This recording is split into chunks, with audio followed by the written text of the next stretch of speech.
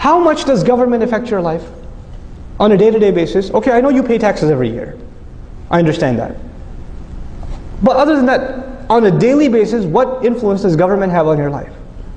The major things that are in this country, for example, the way you think about fashion, the way you think about what's success and failure, your mentality, you know, it doesn't come from the government. It all comes from the private sector. It comes from the entertainment industry and the academia and the major corporations that are selling products to us and driving the advertising and even the medical research and all the research universities funded by private organizations. In other words, the vast majority of things that influence you on a day-to-day basis don't come from government. Where do they come from? Well, what I like to call the private sector. They come from the private sector. If Muslims understood that, you know what we would be worried about? If you really want to take over society, you know what you should be taking over? The private sector. Open field. The Muslims haven't even begun to touch how many Muslims in media. More powerful than government today is what? The media can change the course of elections. The media can get a president impeached. The media can do crazy things. The media can say things like horrible, terrible things like Obama's Muslim. Right? And get away with it. Media is powerful. Academia, universities shape the minds of the pillars of this society. How many Muslims in academia? How many Muslim sociologists, anthropologists, political scientists, historians? We're not present. We came to this country and we thought success is doctor, engineer. Okay, fine, you couldn't do doctor, engineer, programmer, right? IT, right? Or okay, if none of those worked out, gas station, right? This was success for us.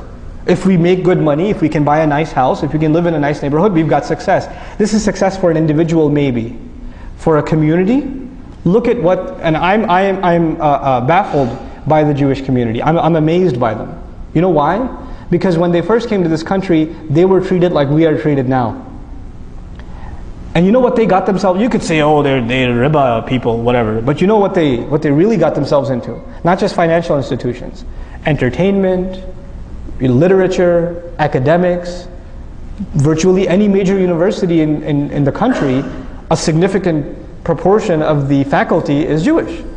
That's a norm. It's normal, you know. So they became the deep fabric of this country. So it's so much so that they're untouchable. Muslims didn't. We became skilled labor.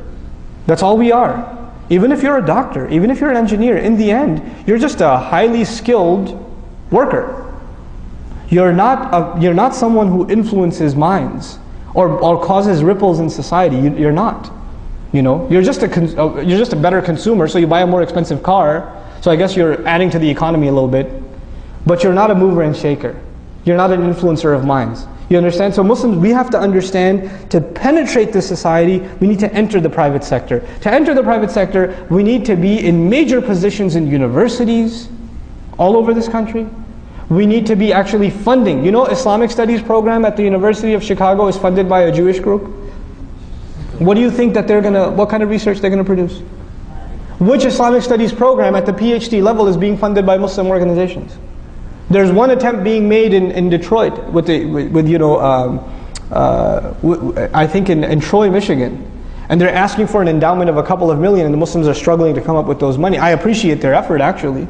If you're not entering into this is the game. You got to enter the game. You know, the messenger challenges the poets. The poets of our time are the academics. You got to enter the game. You know, we're not even in it. We're bubbled by ourselves. So this is a very big thing that we need to enter.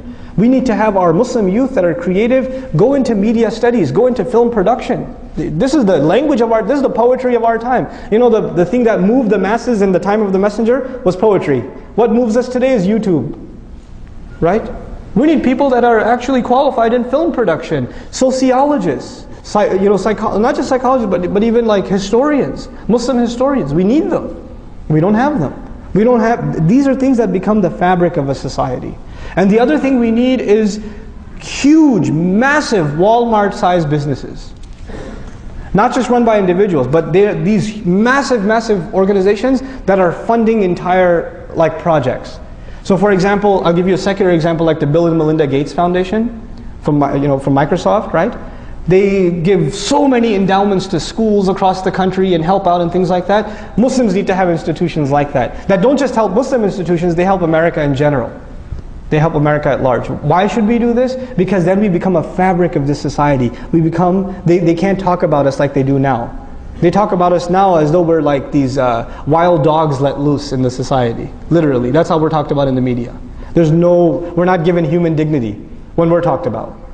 That's not where we stand. Why not? Because we isolated ourselves. We did that to ourselves. I'll move along quickly, inshallah ta'ala. This is the last thing I'll share with you for today. Probably we'll have another session to finish this discussion. And just to, again, I know there's a lot of different things I talked about here, but again, I just want food for thought. I want us to just think about these things. And inshallah ta'ala, hopefully the purpose of a community is some people are good at some things, others are good at other things. We manage our resources and people get involved in projects that are trying to build one part of the solution, others another part of the solution. And it's all syncing and coming together cohesively. That's what we need, that's the point we need to get. How many human resource managers in our audience today? Any HR managers? Not one? We should have human resource managers. Because one thing we need at the level of Muslim community is human resource management. This is what the scholars need to be doing. This is what the reverts who've come to Islam, this is the training they need so they become awesome da'is. This is what our kids that have finished hifz need to be doing. This is what the mothers of the community need to be doing.